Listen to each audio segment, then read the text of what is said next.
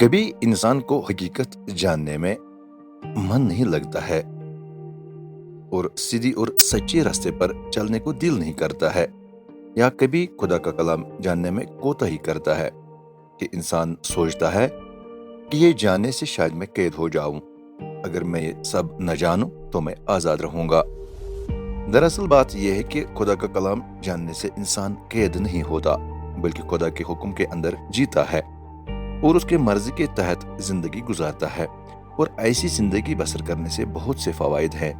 मसलन खुदा खुश रहता है, इंसान जो भी करता है खुदा की मर्जी के तहत करता है, गुनाहों से बचता है, झूठ से बचता और जिंदगी खुशहाली रहती है और अब्दी जिंदगी मिलती है वगैरह वगैरह। और इंसान जो सोचता है कि मैं खुदा के कलाम जानने के बगैर आज़ाद होऊंगा, यानी उसका ख्याल यह है कि चाहे मैं बुरा करूं, झूठ बोलूं, चोरी करूं, गुनाह करूं, मुझे कोई पूछने वाला या देखने वाला नहीं है। मगर उसको ये पता नहीं है कि जिस खुदा के कलाम का मैं इनकार करता हूं, वही ये सब देखता है और इसका सजा उसे मिलेगा।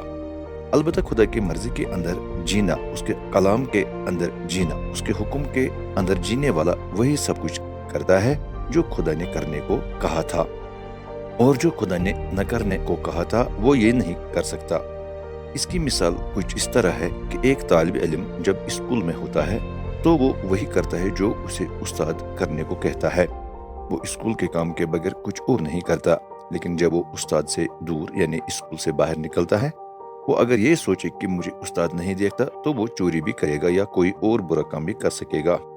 वरना अगर तालिब इल्म को ये डर रहेगा कि अगर मैं कोई बुरा काम करूं तो उस्ताद को पता चले तो वो मुझे सजा देगा, तो वो कभी किसी बुराई की तरफ नहीं जाएगा।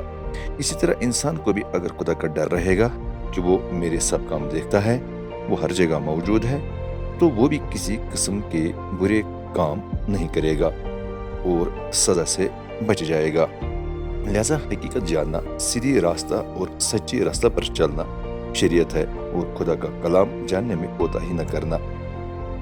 हाँ, शरीयत हमें बुरे कामों की इजाजत नहीं देती है, अलबत्ता हर अच्छे कामों में आज़ादी जरूर है। आइए हम दुआ करें कि ए खुदा हम सबको हकीकत जानने की तरफ दिल लगा, हमें शरीयत पर चलने की तौफीक अता फरमा, बुरे कामों से हमें रोक और अच्छे कामों में हमारी मदद कर। वो सारे काम हमारे मर्जी के मुताबिक नहीं बल्कि तेरी मर्जी के मुताबिक हो। ये दुआ मांगते हैं तेरे पाक बेटे ईसा मसीह के नाम से, आमीन। उम्मीद है कि आपको ये मैसेज समझ आई होगी और पसंद भी आई होगी। अब मिलते हैं अगले वीडियो में, तब तक के लिए खुदा आपको सलामत रखे। शुक्रिया।